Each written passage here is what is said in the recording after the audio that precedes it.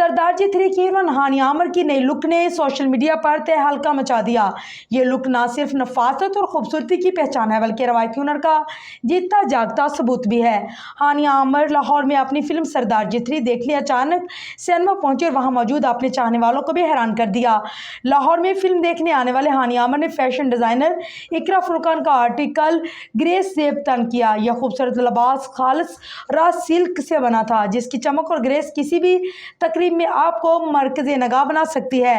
Grey रंग में तैयार किया गया ये जोड़ा अपनी नफासत में लाजवाब था।